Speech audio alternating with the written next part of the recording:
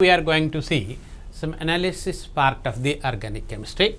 Especially we have two types of this analysis. We have qualitative and the quantitative. Qualitative means whether it is there or not, a nitrogen is there or not. When once we identify the nitrogen, we go for the how much is there, that is called quantitative analysis. The concept of this total net, what is the aim of this? Aim is to find the molecular formula.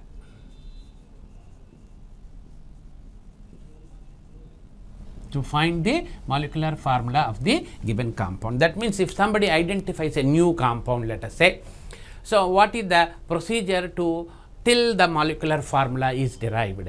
Afterwards some chemical properties we will consider, and then finally we decide the structure of the compound.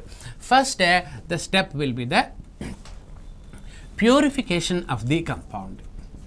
Purification of the compound.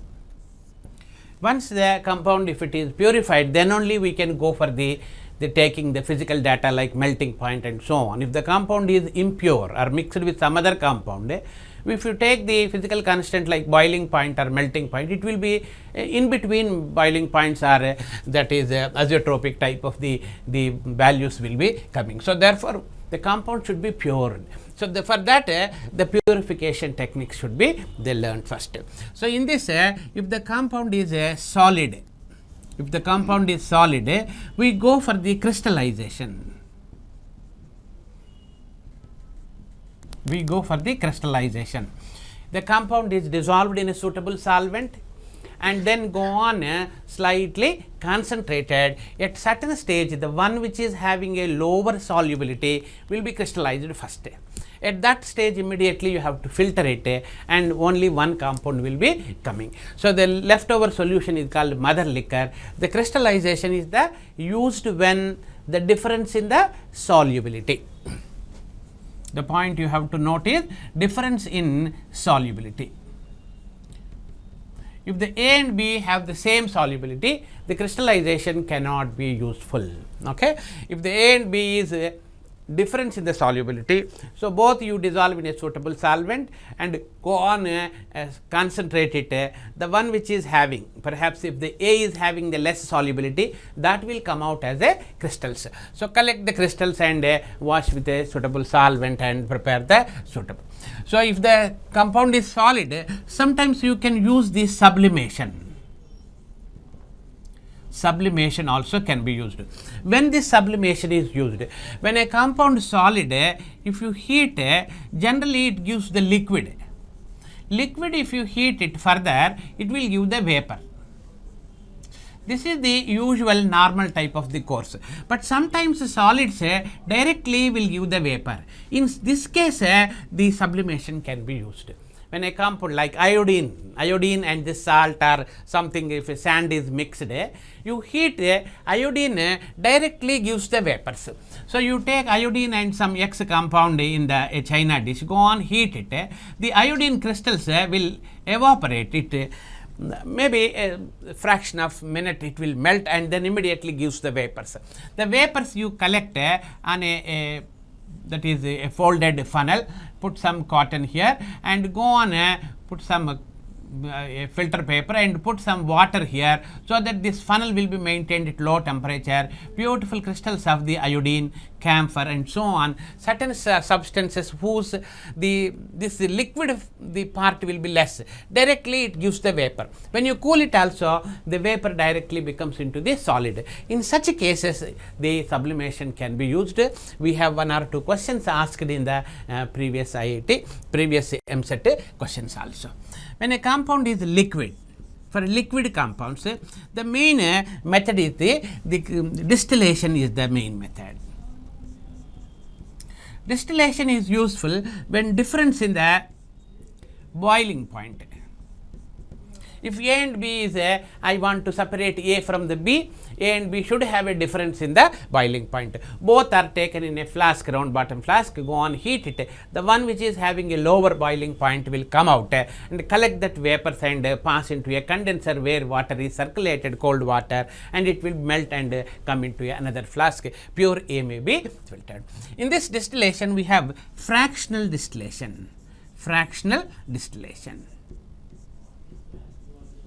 This is used when the difference in boiling point is less or closer boiling points, we say closer.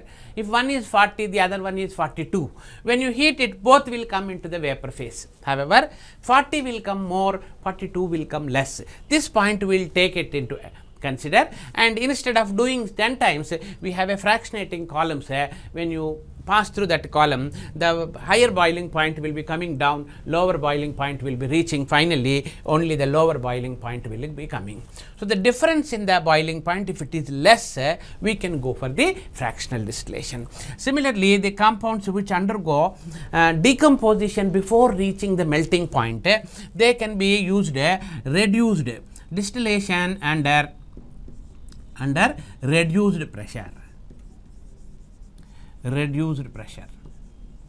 So, some compounds like acetic acid, if you want to prepare a pure acetic acid, when you heat it to around 250 degrees, at 200 only it decomposes into methane and carbon dioxide.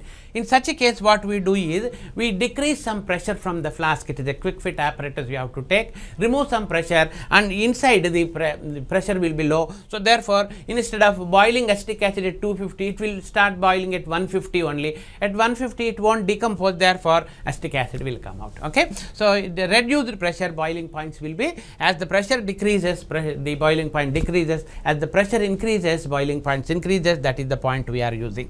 Similarly, we have a steam distillation.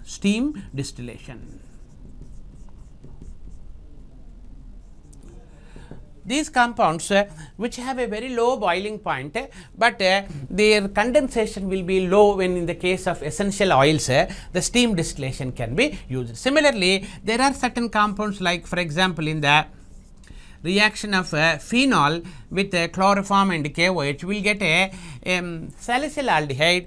In addition to this, we also get another the compound whose structure is very close. See, the both are very close. This is having a hydrogen bonding. This is not having hydrogen bonding. It will have hydrogen bonding, but with the another molecule, not within the molecule. This is called intramolecular hydrogen bonding. Therefore, its boiling point is slightly lower than this one.